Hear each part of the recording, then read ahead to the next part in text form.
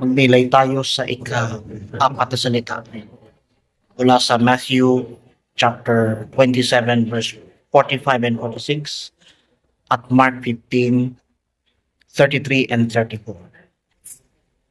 Mula sa tanghaling tapat hanggang sa ikatlo ng hapon ay nagdilim sa buong mundo. Na mag-ikatlo ng hapon, sumigaw si Jesus, Eli, Eli, lama sabachthani. Ibig sabihin, Diyos ko, bakit mo ako pinagbiyan? Ang kahulugan ko nito is the word of anguish. Bakit word of anguish? Sapagkat nananaguhoy ang ating Panginoong Yesus habang siya po ay nakabayubay sa krus. Bakas sa mukha ng Panginoon ang hirap at dusa na kanyang dinanas. Sapagkat ito ang tanging paraan upang makamtan ang tunay na diwa sa kanyang Diyos Ama. Marahil yun din ang sinigaw natin nung tayo po ay nakaranas ng sari-saring pagsubok. Isa rito yung pandemic. Sinubok tayo ng panahon, sinubok tayo ng pagkakataon, pero pinatatag tayo ng Diyos. Alam natin na si Kristo ang nakaranas ng tunay na hapis upang tayong lahat ay kanyang patatagan. Kaya mga kapatid, ibigay natin sa kanya ang ating sarili. Maniwala tayo sa kanyang presensya at siya maranasan natin ang tunay na diwa at pagmamahal na ipinadala ng Diyos. Huwag nating isipin na kaya tayo iniwan ng Diyos dahil sa mga pagsubok. Hindi po. Sabi nga po ng sulat ni Apostol San Pablo sa mga taga-Korinto, tapat ang Diyos at di niya hahayaang na kayo'y subukin ng higit sa inyong makakaya. Sa halip, pagdating ng pagsubok, bibigyan kayo ng Diyos ng lakas upang mapagtagumpayan. Huwag tayong mawala ng pag-asa. Hindi tayo pababayaan ng ating Diyos sa gitna ng mga pagsubok, sa gitna ng mga agam-agam. Dariya ng Diyos. Handa niya tayong katagpuin at patatagin. Maniwala ka. Sapagkat ang Diyos ay handang pumagapay sa lahat ng pagkakas. Magkaisa tayong manalangin. Aming Amang nasa langit, tulad ng hapis na naranasan ni Jesus, kami nahahapis sa mga pagsubok na aming hinaharap. Pero binigyan mo kami ng katatagan at lakas ng loob upang lahat ng yan ay mapagtagumpayan. Palakasin mo kami, Panginoon. Huwag mo kaming hayaang panghinaan ng loob. At patatagin mo kami ng buong tapang at walang halong agam-agam. Salamat pa, Panginoong Hesus, sa ngalan ng Kabatang Anak at ng Espiritu Santo. Amen at amen. Eli, Eli, lama sabachthani. Diyos ko, bakit mo ko pinabayaan. The fourth word of Jesus on the cross. My God, why have you forsaken me? This word of Christ had so much impact in my life. I am Coach Anjo. I am married with 3 kids. Being a wife and a mother was a challenge for me before I have known God better. Before, I was very worldly, meaning I was too focused on material things, myself, and my own ability. Frustrations, heartaches, and more have controlled my life, my decisions and actions, everything. So much of these have affected my marriage. My husband and I would always have fights, misunderstandings, and all. That I always would avenge myself from getting emotionally hurt. I always react negatively on difficult situations.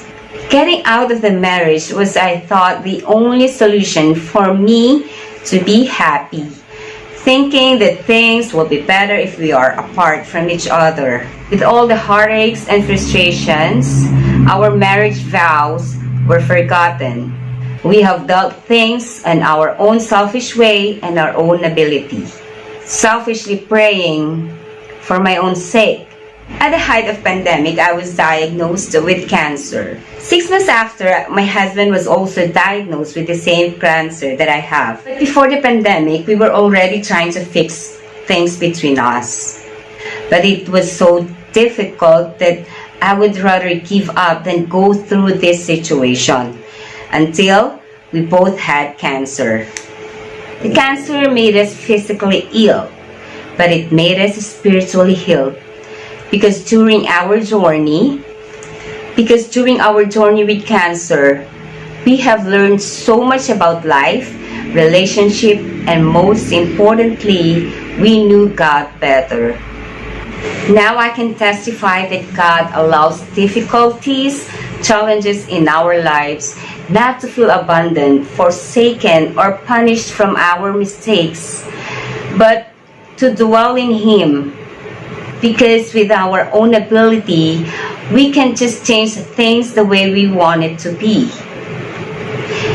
He allows these things to happen to better ourselves and to know how great is His love and mercy towards us, that He always gives us chances to live a life centered towards Him.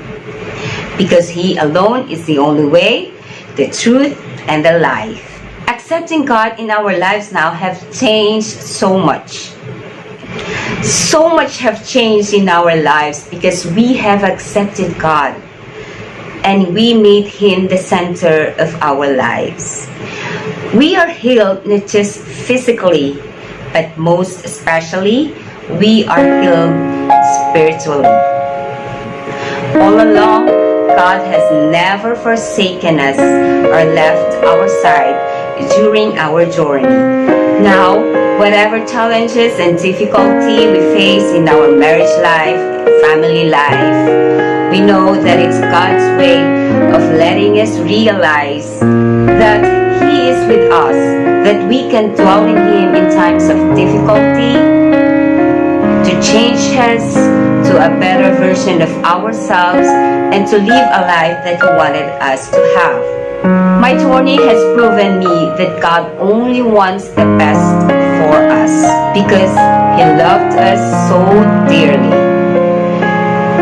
Thank you, and may this journey of mine inspire you to accept challenges as way of God's improving us, improving ourselves, and proving that God is always here with us and never will forsake us.